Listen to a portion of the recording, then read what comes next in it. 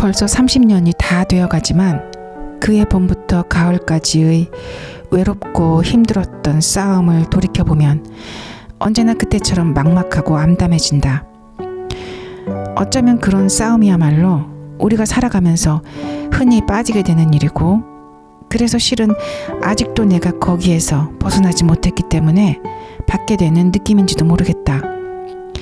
자유당 정권이 그 마지막 기승을 부리고 있던 그해 3월 중순, 나는 자랑스레 다니던 서울의 명문 초등학교를 떠나 시골의 한 작은 읍내 학교로 전학을 가게 되었다. 공무원인 아버지가 한직으로 밀려나게 되자 우리 가족 모두가 이사를 가게 된 까닭이었는데, 그때 나는 12살로 이제 막 5학년이 된 참이었다. 그 전학 첫날 어머님의 손에 이끌려 들어서게 된 Y초등학교는 여러 가지로 실망스럽게 그지없었다. 붉은 벽돌로 지은 웅장한 3층 본관을 중심으로 줄줄이 늘어선 새 건물만 보아온 내게는 낡은 시멘트 건물 한 채와 임시로 쓰고 있는 판자 건물 몇 채로 이루어진 그 학교가 어찌나 초라해 보이던지 갑자기 몰락한 거지 왕자가 된 듯한 턱없는 감상에 젖어들기까지 했다. 크다는 것과 좋다는 것은 아무 관계가 없음에도 불구하고 한 학년이 16학급이나 되는 학교에서 공부해온 탓인지 한 학년이 겨우 6학급밖에 안 된다는 것도 그 학교를 까닭없이 얕보게 했고, 남학생 반과 여학생 반을 갈라놓은 것도 촌스럽게만 보였다. 거기에다 그런 내 첫인상을 더욱 굳혀준 것은 교무실이었다. 내가 그때껏 다니던 학교의 교무실은 서울에서도 손꼽히는 학교답게 넓고 깨끗했다. 선생님들도 한결같이 깔끔하고 활기에 차 있었다. 그런데 겨우 교실 하나의 넓이의 그 교무실에는 시골 아저씨들처럼 후줄그레한 선생님들이 맥없이 앉아서 담배 연기만 뿜어대고 있었다. 나를 데리고 교무실에 들어서는 어머니를 알아보고 다가오는 담임 선생님도 내 기대와는 너무도 멀었다. 아름답고 상냥한 여 선생님까지는 못돼도 부드럽고 차상한 선생님은 아닐까 생각했는데, 막걸리 방울이 튀어 하얗게 말라붙은 양복 윗도리 소매부터가 영 아니었다. 빗질도 안 해서 부스스한 머리에 그날 아침 세수를 했는지조차 의심스러운 얼굴로 어머님의 말씀을 듣는 둥 마는 둥 하고 있는 그 사람이 나의 담임 선생님이라는 게 솔직히 그렇게 실망스러울 수가 없었다. 그 뒤 1년에 걸친 악연이 그때 벌써 어떤 예감으로 와 닿았는지 모른다. 그 악연은 잠시 뒤 나를 반 아이들에게 소개할 때부터 모습을 드러냈다. 새로 전학 온 한 병태다. 앞으로 잘 지내도록. 담임 선생님은 그 한마디로 소개를 끝낸 뒤 나를 뒤쪽 빈자리에 앉게 하고 바로 수업에 들어갔다. 새로 전학 온 아이에 대해 호들갑스럽게 느껴질 정도로 자랑 섞인 소개를 늘어놓던 서울 선생님들의 자상함이 떠오르자 나는 야속한 느낌이 들었다. 대단한 치켜 세움까지는 아니더라도 최소한 내가 가진 자랑거리는 반 아이들에게 일러주어 새로 시작하는 그들과의 관계에 도움이 되기를 나는 바랐다. 그때 나에게는 내 나름으로 내세울 만한 몇 가지가 있었다. 첫째는 공부. 1등은 그리 자주 못했지만 그래도 나는 그 별난 서울의 인류 학교에서 반에서 5손가락 안에는 들었다. 또 나는 그림에도 남다른 솜씨가 있었다. 역시 전국의 어린이 미술 대회를 휩쓸었다 할 정도는 아니었어도 서울시 규모의 대회에서 몇 번은 특선을 따낼 만했다. 내 성적과 아울러 그 점도 어머니는 몇 번이나 강조하는 듯 했는데 담임 선생님은 그 모두를 깨끗이 무시해버린 것이다. 내 아버지의 직업도 경우에 따라서는 내게 힘이 될 만했다. 서울에서 거기까지 내려가기는 했지만 내 아버지는 그 작은 읍으로 봐서는 몇 손가락 안에 들 만큼 꽤 높은 공무원이었다.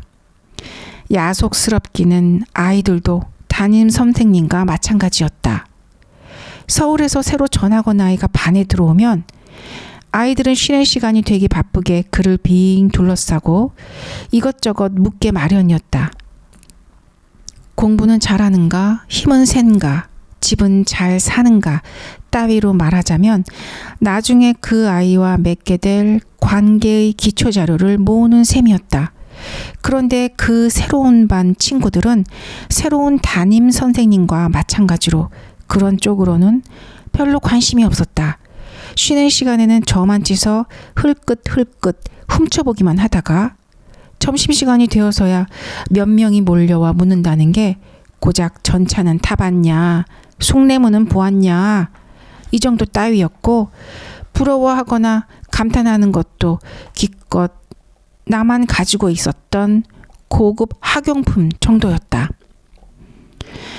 하지만 그 전학 첫날을 생생하게 기억하도록 만든 것은 아무래도 엄석대와의 만남이 될 것이다. 모두 저리 비켜. 아이들이 나를 둘러싸고 앞서 말한 그런 실없는 것들이나 묻고 있었는데 문득 그들 등 뒤에서 나지막한 소리가 들려왔다. 아이들의 목소리를 잘 모르는 나에게는 담임 선생님의 목소리가 아닌가 생각할 만큼 어른스러운 목소리였다.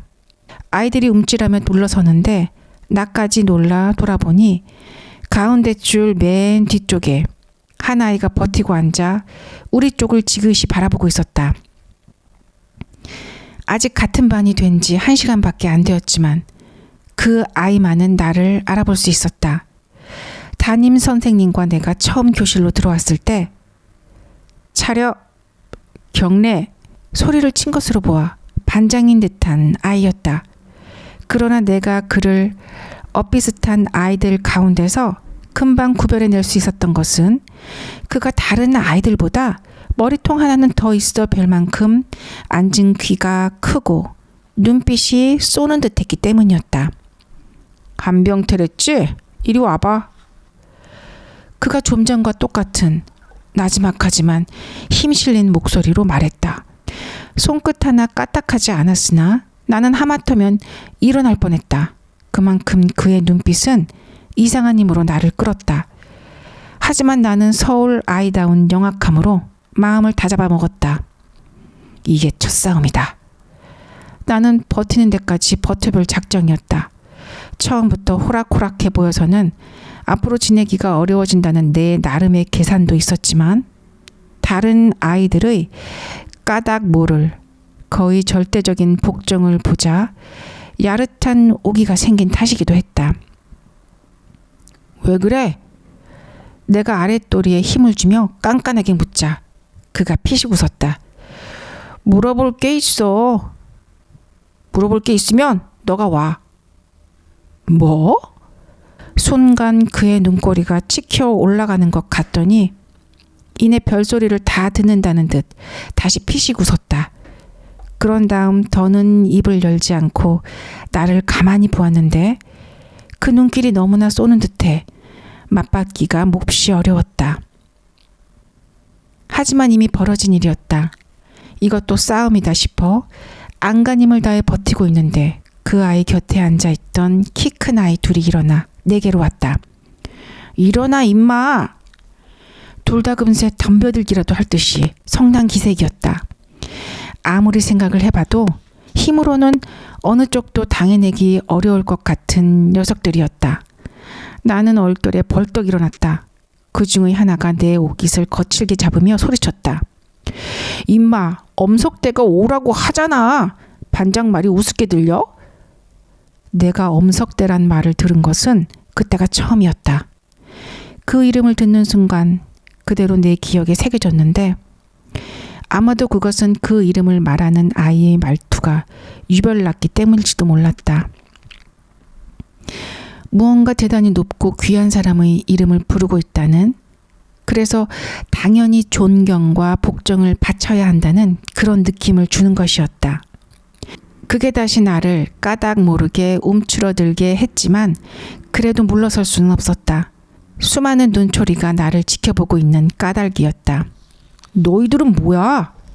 나는 체육부장이고 쟤는 미화부장이다. 그런데 너희가 왜? 엄석대가 반장이 와보라고 하잖아. 내가 그에게 가서 대령해야 하는 유일한 이유가 그가 엄석대이고 반장이기 때문이라는 걸 2번이나 되풀이 듣게 되자 비로소 나는 심상치 않은 느낌이 들었다. 그때껏 서울에서 내가 보아왔던 반장들은 하나같이 힘과는 거리가 멀었다. 집안이 넉넉하거나 운동을 잘해 거기서 얻은 인기로 반장이 되는 수도 있었으나 대개는 성적순으로 반장, 부반장이 결정이 되었고 그 역할도 반장이라는 명예를 빼면 우리와 선생님 사이의 심부름꾼에 가까웠다. 드물게 힘까지 센 아이가 있어도 그걸로 아이들을 억누르거나 부리려고 드는 법은 거의 없었다. 다음 선거가 있을 뿐만 아니라 아이들도 그런 걸 참아주지 않는 까닭이었다. 그런데 나는 그날 전혀 새로운 성질의 반장을 만나게 된 것이다. 반장이 부르면 다야? 반장이 부르면 언제든지 달려가서 대령해야 되냐고.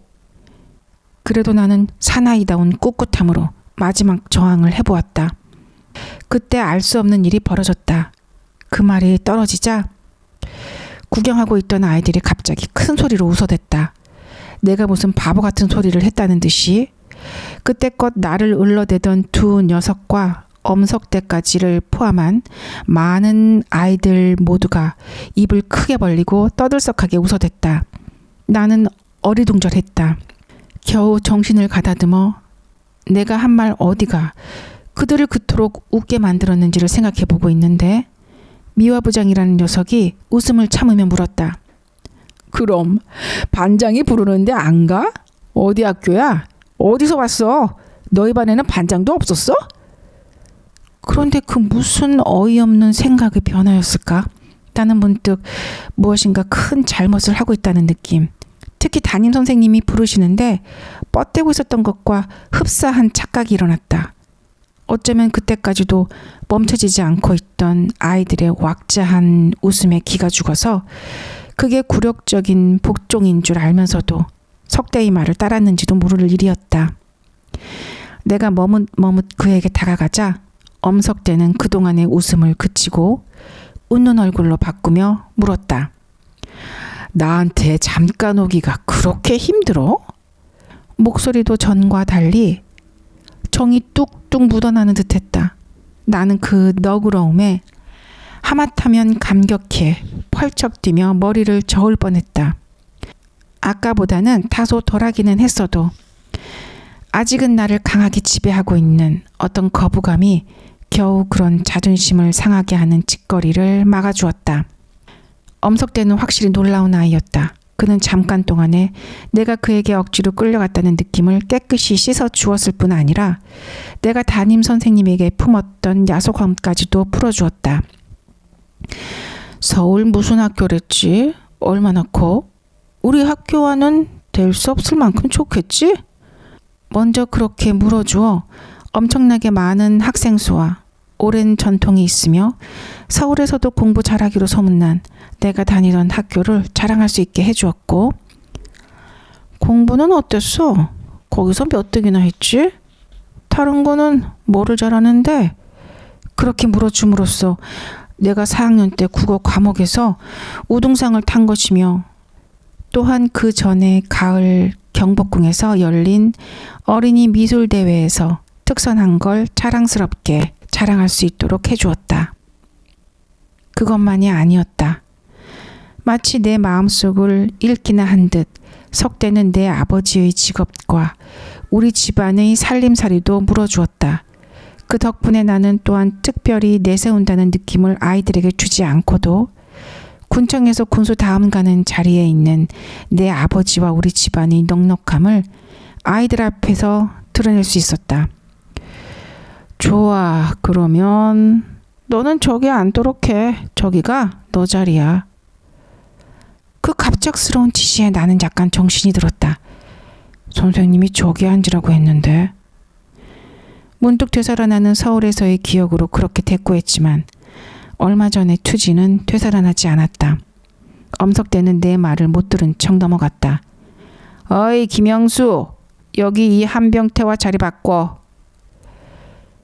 석재가 그 자리에 앉았던 아이에게 그렇게 말하자 그 아이는 두말하지 않고 책가방을 챙겼다.